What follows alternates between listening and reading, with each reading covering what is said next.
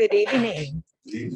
We are, I call this meeting to order at 5:10, right? Yes, Madam President. 5:11, 5:10. 5:11. Okay, 5:11. Roll call, Mr. Bell, Present. Mrs. Carroll. Here. Dr. Finlay. Present. Mrs. Koo will be absent tonight, so I will be calling roll call the next time as all in favor. And Reina Diaz present. Okay, Mrs. Carroll, will you please, oh, Dr. Emerson, I'm sorry, yours. Thank you, Madam President. Staff is here with the exception of Dr. Hillman, who is absent this evening. Thank you. Thank you. Mrs. Carroll, will you please lead us in the flag salute? Yes, can everybody stand, please? Thank you. Place your right hand on your heart. Ready, begin. I pledge allegiance to the flag of the United States of America and to the republic for which it stands, one nation, under God, indivisible, with liberty and justice for all. A moment of reflection.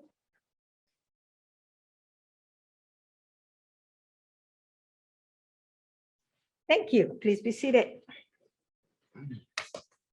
I need a motion to adopt the agenda. So I move. Moved by- Second. Moved by Mr. Bell, second by Dr. Finlay. Any discussion? All in favor? Aye. Thank you. Request to address the board. Do we have any requests? No, Madam President, there are no requests to address the board. Thank you. Thank you, Dr. Emerson. Item number 6, presentation. Thank you, Madam President, members of the board. Tonight, staff is pleased to present our second interim budget presentation. This presentation will be given by Ms. Tiffany Bell, Assistant Superintendent of Business Services. Ms. Bell. Good evening, board. Can you hear me? Good evening, Mrs. Bell. Thank you so much for allowing me to have a special meeting tonight. Okay, I'm going to present to you second interim. And so, can you hear me? Yes, I don't know. You probably got to speak directly in that mic, probably. Are you But we using can hear you that? pretty good. You can move the screen closer to you. So, yeah. Thank you. Just a little better. Thank you. So we're going to begin tonight regarding our second interim report, and it's due March 15th. And this is our table of contents. We're going to go through each section. We're going to go through the budget timeline, certifications, financial statement analysis between first and second interim, multi-year projections, the COLA, average daily attendance, our unduplicated pupil percentage, our loss control funding formula, our budget stabilization plan, and board recommendations for tonight. So here we are. So budget preparation timeline, and we are here now. We're at second interim. And this is the last almost green dot. And so we look at second interim as a reflection as first interim. So we go back and look what we did at our adopted budget. First interim looks at that, and then second interim comes back and looks at first interim. So what is second interim? It compares first interim projections to determine if we are fiscally going to meet our obligations for this current year and the 2 out years, and it's due March 15th. And so that's why we're meeting here tonight, so that I can get this in tomorrow as soon as possible. Our certifications are, certifications are positive, and that means we will meet our financial obligations the current year and 2 out years. If it is not positive, it will be qualified and we may not meet our obligations this year and 2 subsequent years, or negative, I'm sorry, I always say it wrong, may not. Negative means will not meet our obligation the current year and the 2 following years. Next slide, please. So this is our financial statement analysis. It compares first interim to second interim, and it'll show you the increase and decrease. So if we're looking at our total general fund revenue, it was $55 million during our first interim. Second interim, we noticed an increase about $1.8 million, and it's $56 million. Our total general fund expenditures were $53 million at first interim. Second interim, they went down a little bit, about $411,000 to about $52 million.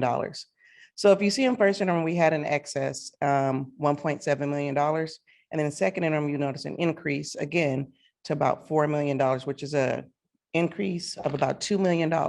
And so everyone says, well, what is that? So we probably noticed that is possibly our COLA. Our COLA was probably about $1.8 million, but then we also noticed other things that are happening. And we said, well, this is what probably our increases are coming from. We have information regarding our ELO grant and things like that to increase this particular part of the budget. If we go further down and we looked at, we can meet our $1.6 million for our reserves at 3%.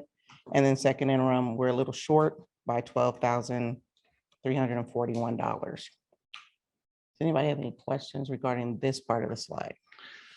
Yes, Okay. Ms. Bell, quick question. So under the line item for restricted, Yes, sir. so that's all almost like an increase of around $2 million in restricted funds. Are those the ESSER funds? Those Is are that- ESSER funds, our Title I, Title II, those type of things like that, or we can only use money for those particular things.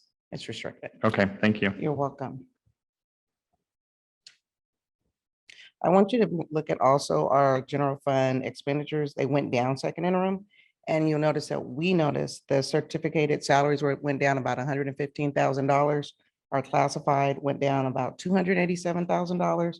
Our services went down about $125,000. That's bills that we have to pay for services to outside vendors, attorneys, and consultants and things like that. And then our benefits were down because about $11,000 because of our certificated and classified salaries. So we're looking at things to reduce, and we did a really good job, about $487,000 in reductions in this particular interim. Next slide, please. So what happened? So our LCFF revenue changed due to our unduplicated pupil percentage, and that means we went up a little bit, and that's what you noticed. We went up for the COLA, and we also went up in our UPP count, and we talked about that last interim regarding how many percentage points it will cost us to move up. And we'll get to that slide and you'll be smiling when I show you that one. We have federal and state funds changed, and we got money for our expanded learning grant. And then we allocated those salaries that I said that were $487,000 to different funds, that we took it out of the general fund and we were able to make salaries somewhere else. And then we recognized our COLA. So this is our multi-year projection. It's a little different from what I showed you last time. It shows you a little bit clearer. We're 21, 22, 22, 23, and 23, 24. So our beginning fund balance is what our ending fund balance is. So we bring it back to the top. And so our total revenues, again, were 56 million in 21, 22. And then for multi-year, we look at 49 million going across. And so we start noticing that our money is starting to drop off, and that's because we're losing our COVID funds. So we start losing that, and we look at our ADAs, because once our hold harmless is gone, then we start actually counting our students again at the 49 million. And then we estimate, and these are all assumptions, you have to keep that in mind. This is not written in stone, but this is what we think will happen. But just like second interim, things got better, so we can always adjust, and that's what we do in the May revision, and that's what we do in the adopted budget. So in 2022, 23, 24, it goes down about $2 million again. So our total expenditures, you'll notice a 52 million in 21, 22, goes down about $1 million in 51, and then again in 47. It goes in 23, 24, goes down to 47. So our surplus in 21, 22, which will be this year, will be $4 million. So I want to talk about that for a minute. So before, there was a budget stabilization plan, and you put a figure just there to hold it, like a placeholder, for $4.6 million. So this was our surplus, $4 million at 21, 22 in the first interim. So that means we did what we said we were going to do. We were going to look at our expenses, start trying to reduce things. With the COLA, it absorbed it. And then with all the other reductions, we came almost close to our 4.6 that we said we were going to hold. And so we were safe in 21, 22. So then that moves us into 22, 23. Then we start looking at, then our money starts falling off again. And so then we go back into a deficit about $1.5 million. Doesn't mean that we can fix it, but at least that 4.6 is gone. And so we're moving on so we can get better. 22, 23, you notice that our deficit gets a little smaller at $410,000. So in 22, 23, because we were short in 22, 23, we put another budget stabilization plan in place, and we pulled it for $3.2 million. But if you remember your budget stabilization plan in the past, it was 4.7, 4.6, but we're moving down. And so now at 23, 24, we start noticing a decline. We just hold it again for 3.2. Next slide. So everyone's talking about COLAs. So I wanted to make sure that we address the COLAs, and they were here. So these were the COLAs that were established in 21-22, 22-23, and 23-24. So the first interim COLA was about 2.48. And then the second interim was about 5.33, but 23-24, we're going to go back down to about 3.1 and then 3.6. Next slide, please. So here we are, our average daily attendance. And so you will look at the green bars, and that's what we said. We thought this was what our enrollment possibly could be, our ADA. So first interim, you come to 21-22, we were a little short. This is what we said we thought it would be, but we were actually at 28.49. And the second interim, we were at 28.46. So we start looking at the daily attendance and we say, well, you know what? We're probably right where we always are. And this is what we should probably budget for the next time. So going forward, when we make the audited actuals and the adopted budget, we are going to look at these numbers and not the past numbers of 3, because it gives us a false sense of what's going on. And so I know that you're familiar with SB 830. And so it's going to try to change something where ADA versus, I always say the acronym backwards, ADA versus ADM. And so what that is, it says we want to probably fund that gap from enrollment to ADA. So there's always like, there's 5 people in enrollment, but only 1 person in ADA. So there's this big gap and then we lose. So the bill proposes that we look at enrollment instead of ADA. If it's passed, it's 23-24, and these numbers will change again. So if it looks here, it says, again, we have an opportunity to gain at least $1.1 million. And remember, we put that placeholder in there for 3.2 million. So as more as we can come down to that, we can get this money to where it needs to be. And we start counting our students. We want to make ADA into its ADM our top priority. We have each side with their own incentives. And we want to make sure that we can make this grow, because without those numbers, we continue to lose money. Next slide, please. So this is sorry, what- Ms. Bell, sorry to interrupt. So going back to the previous slide. So historically, we've talked about DUSD losing 100 students a year. So this, you're saying if this legislation passes, then we would not necessarily gain physical bodies, but sort of credit for having an additional 100? You would credit towards the enrollment, not the actual ADA. Okay. And I was going to ask a question too. So this ADM, is this something, it's not yet in law? No. It's something they're looking into. Yes. Okay, so there's a possibility. Okay, Yes. great. We want it to be a good possibility. It'd be beneficial for us. So this is where you guys all stand up and start cheering. So when we were here first in the room, we said, well, we're down a lot and we need to make sure that we bring our UPP count up. And so at first interim, we were at 68%, or the adopted budget was at 68%. First interim recorded at 61%. And we came in and we said, we have to go out and push and we have to get these applications in. Well, we did. And so at second interim, we were 69%. So that's 8 points up. And remember, we said 1% of each point up is $66,000. So we are then now looking at about $528,000. So again, that decreases that 4.6. That decreases that deficit because we grabbed those students back. And so we were able to get $528,000 because we brought our numbers back up. And it's all credit to our staff to go out and our parents pushing and getting those applications in. And so you see 22, 23, and we said, well, let's keep pushing that up. And so you see the numbers will continue to go up. We hold it at 61 because that's where we thought it was as the marker, but we can continue to go up from there. Marcelo, you think Before you give it a slide, change slides. yes, sir. You I just can go back. want, before you go, I was looking at 22, 22, 23, well, the last 3. So basically speaking, where we are is that we feel as though we can hold those numbers based on our situation right now. Okay, those are pretty solid. We can hold that 69, but we are pushing for next year to put this application in the application process in the packets when the students actually register and things like that. So the parents is there in their face, not a separate handout.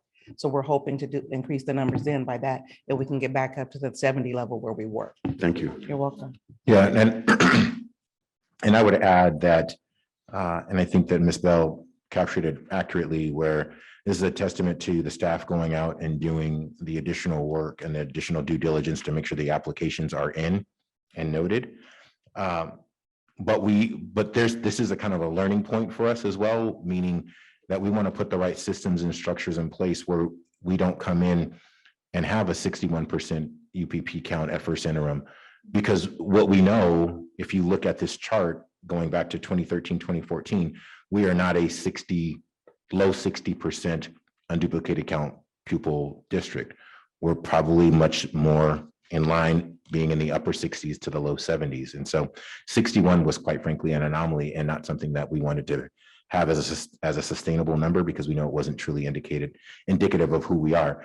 So we put the right systems in place to respond right now. And then what I would ask Ms. Bell and our team to focus on is to make sure that we are being vigilant about getting these applications from the very onset, so that when we present to you first interim, it's a true picture and not that we're scrambling there after the fact. No blame or shame to anybody in this case, because COVID has, created some structural issues and all that kind of good stuff.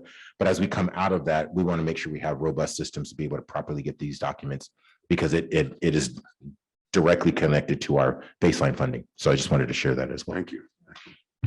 Next slide. Thank you. So this is our LCFF funding. This is without the COVID money. So this is usually where Duarte sits, about $30 million in their revenues before any of the state money and things like that. So we're about where we always say we are, in the 35, 32 range.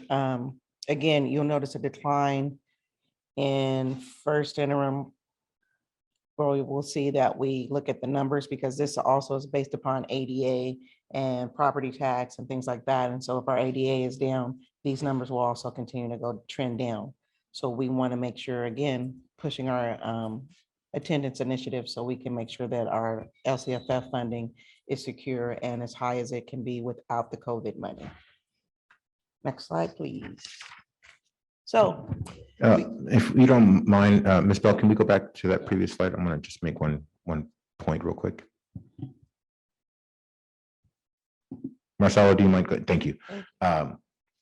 So one of the things that is also important, and I know that Ms. Bell has tackled this throughout the presentation, and that is the disproportionate higher amount of funding because of COVID dollars and ESSER dollars. And when you look at those, the purple line, or the, I don't know, purple or magenta, whatever color you want to call it there, where that number is significantly lower at first interim, that was prior to the governor's January proposal. Then so that's why you then see that red bar that is much more in line with the initial projections that we thought, because that also incorporates a prospective COLA, not a for sure, but a prospective COLA. So then you see it come much more in line with where we likely think it would be. So I just wanted to point that out, where you see, that's why you see that dramatic dip in the purple. thank you. So we are at our budget stabilization plan, and this is what we took to LACO. And so we've presented budget stabilization plans for at least the last 3 years. And so we this time had to actually prove to LACO we were doing what we said we would do. So by doing that, we had to show actual figures, and you have those in your packet. So the school consolidation for AD would approximately be about $636,000. Reduction in force for 7 FTEs would be $941,000 in salaries, $298,000 in benefits. And that's where we are for the the budget stabilization plan. But in the plan, we also are looking at what we did with the reduction of the $478,000 for the certificated salaries and the classified salary, the services and the benefits. We're looking at continue to look at places where we can reduce our expenditures. We're looking at transportation, because that's a big thing here for our district. We're looking at health and welfare benefits. Matter of fact, I have 3 meetings next week to go over with some brokers regarding that.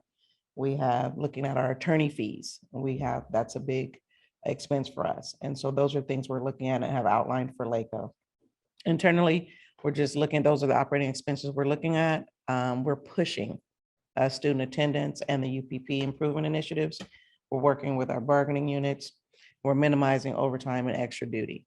And that's what's laid out in the plan for LACO. I've discussed it with our consultant there, and it looks like we will be in line with what we said we were going to do, because we've now produced the expenses for it and not just saying this is what we're going to do. So my recommendation for the board is to, next slide, please, is to adopt our budget stabilization plan and that we certify positive. Are there any questions? Any other question? No, and did a pretty good job. I mean, looking at how you presented it, because we've been talking about this for a while, and the way that you presented it was probably the first time I really understand it the way I should have. And I appreciate the way you broke it down pretty good. I appreciate it. Thank you. Oh, you and your staff, I'm sure all of you all got together. and did it. But we know you the one. No, I'm just. Thank you. Yes. Thank you. Oh, I had a couple things I wanted to say. Okay, go ahead. Sorry. Go ahead. Number one, I want to thank Ms. Bell and her team in the Business Services Department. It is no easy task to put together the interim budget report. It is a lot of time and a lot of hours. One thing that I would share is that for the first interim, which was Ms. Bell's first with the district, she did a lot of that work almost by herself, along with the staff, meaning that not having that number two person, unfortunately, we had an employee who chose to retire. And so we've now replaced that position. And so now there is kind of a clear number two support person in the Business Services Department that will help with streamlining a lot of this work to make sure that these reports are prepared. And so we're looking forward to his work and to his leadership in that department. But I do want to thank Ms. Bell directly for her work on putting this together. And I do also appreciate, and I'll echo what Board Member Bell said, the way that we lay the second interim budget report, much like the first interim budget report, we're trying to give you kind of really tangible ideas of things that we're looking at and how we're actually trying to address those things.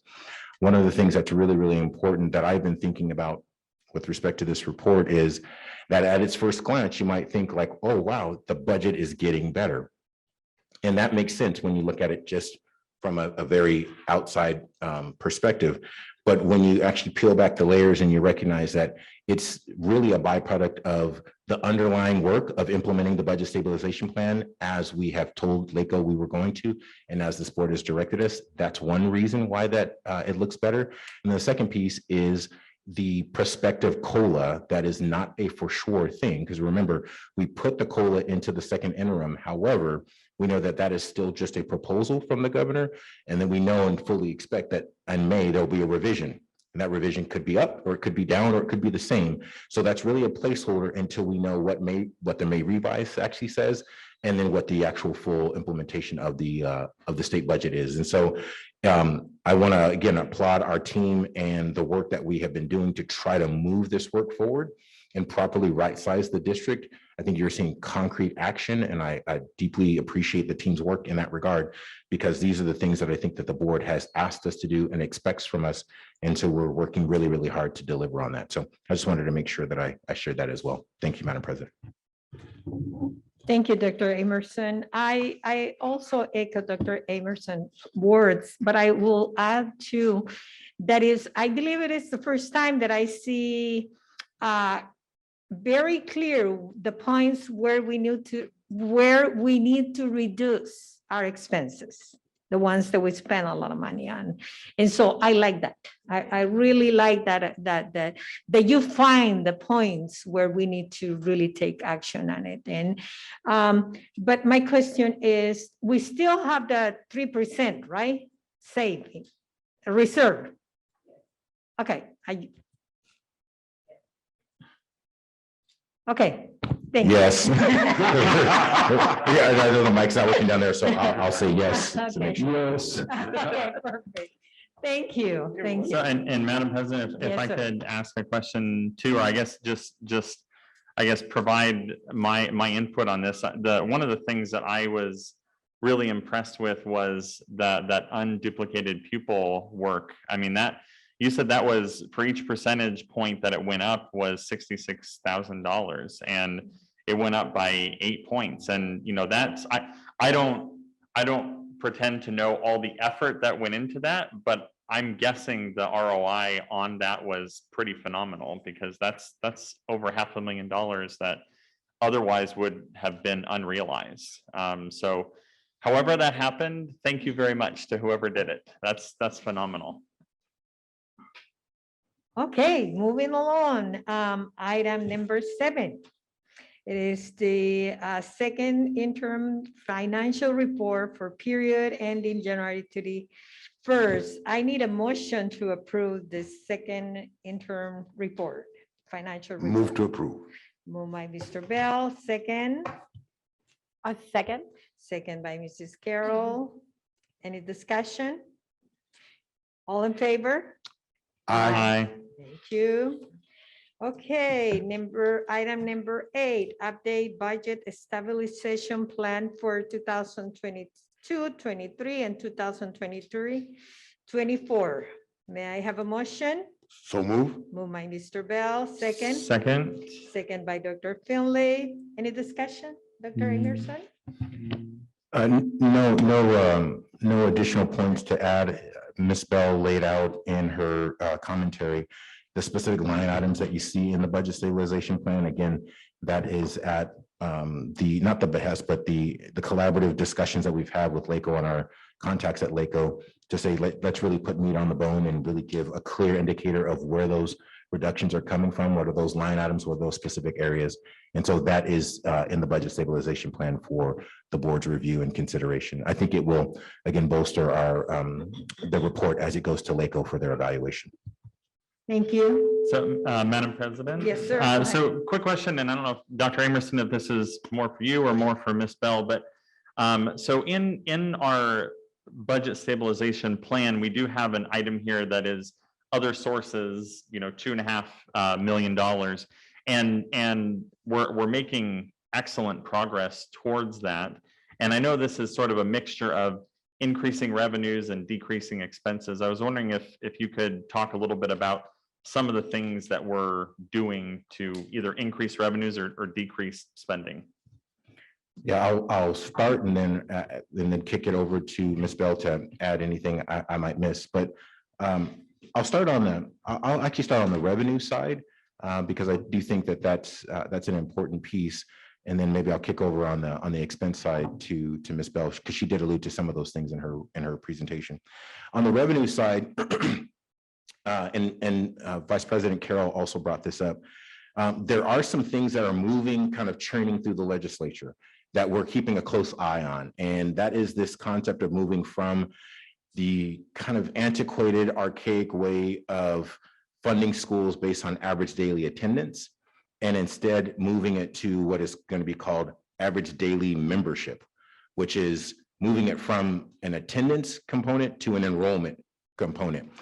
How does that help us? Well, in my estimation, working through an ADA format, essentially you get penalized as a school district for something that, quite frankly, may be out of your control. Meaning, if students choose not to come to school, we have to make school engaging and welcoming and all those things. But there are sometimes inherent structural issues where students cannot come to school. Well, currently, the way that it is designed, we get penalized for that, for students not attending school.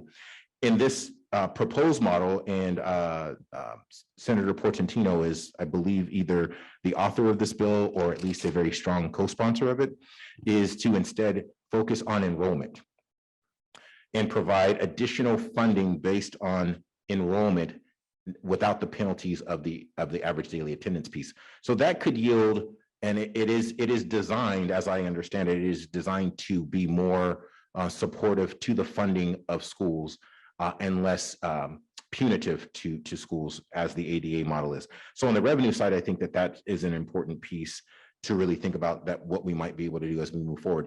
Secondarily, on the revenue side, I think it's important to also note that there are other things that we are working on as a district, finding ways to drive and build up enrollment. Enrollment has been our challenge. We have some control over enrollment with the partnerships that we've designed and some of the opportunities that we're trying to present. And there are some pieces that we have no control over with respect to enrollment. And that is most notably that there is structural declining enrollment throughout the state of California. The state of California has become extremely expensive for folks to live in. So there are quite a few folks that are moving out of California. So there is a net loss in students. So that is something that we're challenging, that becomes challenging to us. There are some developments that are happening across Duarte, and we will see how that yields with respect to students. And then we also have a conversation that is going to be forthcoming with respect to the property and the disposition of the property at Andrews Duarte. And depending on what the recommendations are of the 7-Eleven committee and what the board's decision is, that could potentially yield revenue based on the opportunity or the options that the board explores. So those three things, I would say, opportunities to increase enrollment are still there. It's still a big challenge for us, as well as some changes legislatively that could potentially yield some positive revenue. And then also the opportunity to look at the property that is available to us as a result of the decision to consolidate that school. So that's on the revenue side. And then I'll kick it over to Ms. Bell for the expense side and the specific strategies we're looking at. On the expense side, we continue to look at each account stream and we determine if this is the right account string for this particular expense. And when we start looking deeper, this expense could possibly be pulled somewhere else. And that's where you notice the reduction in the salaries for the $487,000. So we have to be a little bit more creative in what we're looking at. And we looked at, we said, let's look at this today. Let's look at that today. So we'll look at billing for certain vendors. We'll look at billing for certain services. And we look at services that could be eliminated, services that could be minimized. And so when we start doing those things, and it actually becomes fun. It's almost like a nerd event at that point. We're with our pencils and our calculators. We're looking at things to try to find where we can cut our expenses because it can happen. I think that, our salaries and that's 83% of our budget. There's only so much we can do at that point of cuts. So then we have to look elsewhere. So, and that's what we've decided to do. We can't continue to cut our people. We have to then look where else our expenses are. And that's what we find. You said 83%? 83% of your salaries for certificated and classified. Well, thank you very much. Keep it up with the nerding events. I think they're helping. Well, I was just going to say that I like your creative eye, I like trying to figure out where we can try to save or even with the attendance, like enrollment, hopefully that works through, but also getting those forms. You're saying that getting them in, you were saying something about staff and the forms. I thought that was really good too. They did. Get it right, you have them there, have them fill it out. That's a great idea. They did. Well, they pushed. We asked and they pushed and the forms came in. And so Dr. Hillman is making sure that in the application process, those will be in the application. So it's one packet and not some lonely paper by itself and you kind of forget about it. So hopefully it'll be more. We'll get back up to our 70 range and then our revenues will increase for that reason. Great job. Thank you. Thank you again.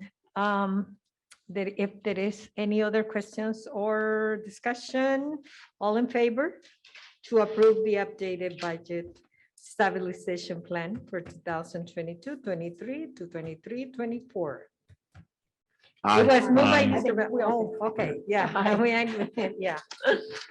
Just to approve, yeah. Okay.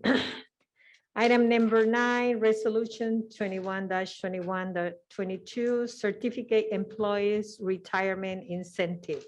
May I have a motion? So moved. Second, moved by Mr. Bell, second by Mrs. Carroll.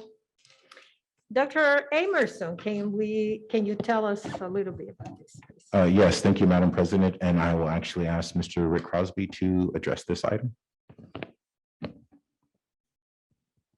Thank you, Dr. Emerson and board members. This item is a retirement incentive. You hear me? Double check. Yeah, it's maybe hold it. It's not quite coming through. All right, that's a budget item. Yeah. It's the wireless one that's Oh, there's okay. another. All right. Thank you, Dr. Emerson and board president. This item is a retirement incentive for our certificate employees. The last time we did a retirement incentive was approximately 5 years ago. And by doing a retirement incentive, we would pay people 70% of their final salary to retire from Duarte Unified. We are looking to have 10 people to retire. Right now, the range that qualified for this incentive is that you have to be 55 years with the age or older with 10 years worth of service. And there's about approximately 39 people that would qualify in that range. A lot of times districts do retirement incentives to save money. But because of the last thing that you just did, the budget stabilization plan, that this is not really for saving money. It will be it won't cost the district, but we won't have that great savings because we already have a stabilization plan to reduce. What this would do would, and what incentive it does is that it, for people that are close to retirement that might not necessarily would retire, this gives them the incentive to retire a year or two before they really would have retired without an incentive. And what this will do for Duarte is that because of our budget stabilization plan and last week's particular kinds of service reduction layoffs, it opens up positions so that we could bring people back into those positions because of other people leaving instead of the least senior person that would leave. So although it will not be a great money maker, it also staff, we believe that it's still good for the district, and that it's still not going to cost the district because we'll have a wash of people that with higher salaries leaving and less salaries coming in. But it's why it's not that great moneymaker is because we've already done a stabilization plan that way you just approved already.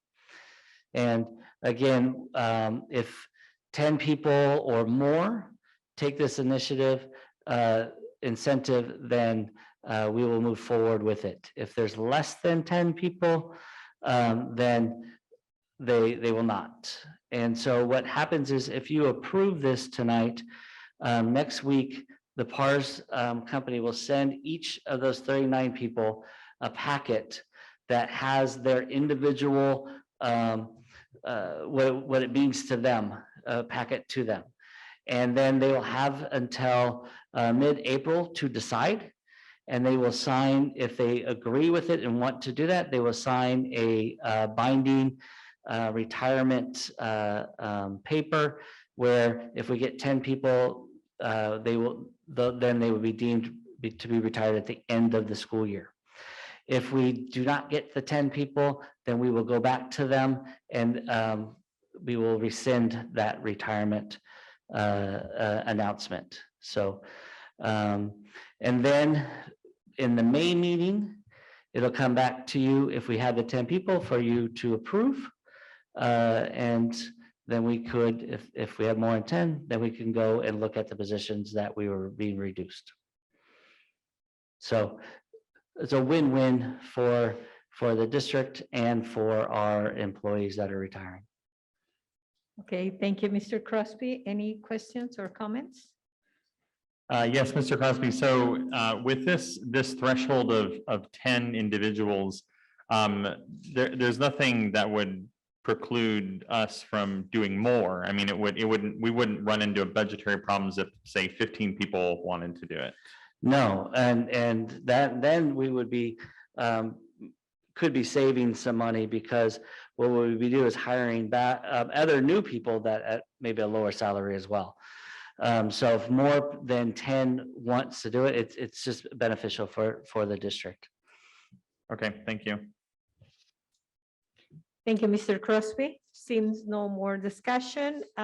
Just a little tiny. Okay, discussion. go ahead, Mr. Bell. I really understand it and I get it. And for those who want to do it, we're gonna lose some good teachers. That's my only. We will lose a lot of experience and teachers that have been here for a long time, and that value of them will be surely missed. But the way it comes back, if they want to come back and sub for us, they can come back and sub for us and be around here all the time as well. And I will encourage every one of them to do that too. That makes me feel There's a better. couple of That them, makes me feel I'm better. laughing at me in the audience a little bit. So that was gonna be my question. That They can makes me come feel back better. and sub. But also we have the ones that are sort of on that list that are incredible teachers too. So, I mean, we want to, we want to make sure they have jobs too. So it's great either way. Thank you, board.